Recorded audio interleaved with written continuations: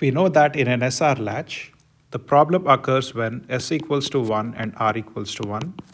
This is the race condition where the outputs keep on changing between 0 and 1, and that is uncontrollable.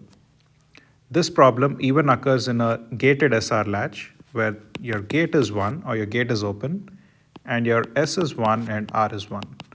So both these create race conditions. One way to avoid a race condition is by using a gated D latch. This is another type of latch which is created using the SR latch. So to create the gated D latch, what we're going to do is we use the conventional SR latch with the NOR gate setup. So you have S, R, Q, Q prime. So this is a latch with the NOR implementation. We are going to have an input D. So D is fed into an AND gate, with the other input of the AND gate being the gate signal G. So this goes here.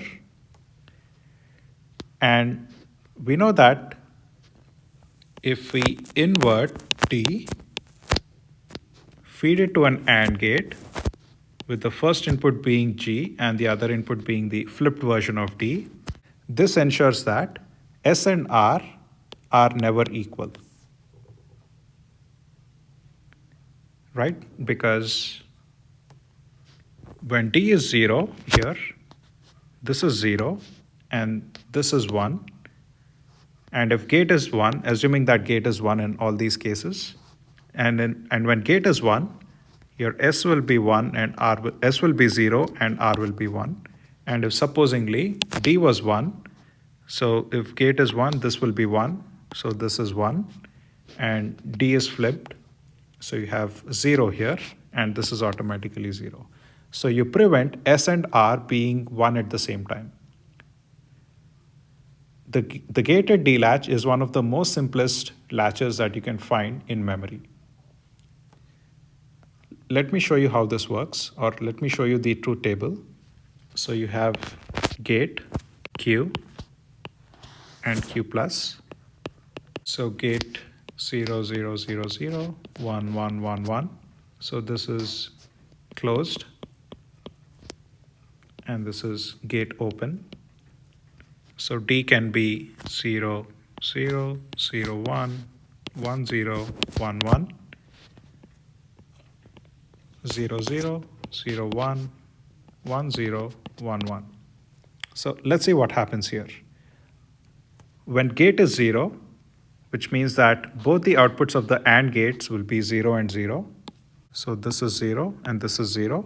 And it's going to function as a regular SR latch in the hold state. So you're basically going to hold the value of Q. So that would be 0, 1, 0, 1. Now in all the other 4 cases, the gate is asserted. So it depends upon the value of D. So if D is 0, output of this AND gate would be a 0, and the output of this AND gate would be a 1. So this functions in the reset state. So this is going to be 0 and this is going to be 0. And when D is 1, the output of this AND gate would be a 1. The output of this AND gate would be a 0. So it's going to function as a set. Therefore, the outputs would be 1 and 1. Essentially, if you look at this, your output Q is basically your input D. And your output Q is your input D. So this is a D latch or a data latch. In fact, it's a gated D latch. This is the most simplest of the latches, and we are going to use D latches to create more complicated sequential circuits.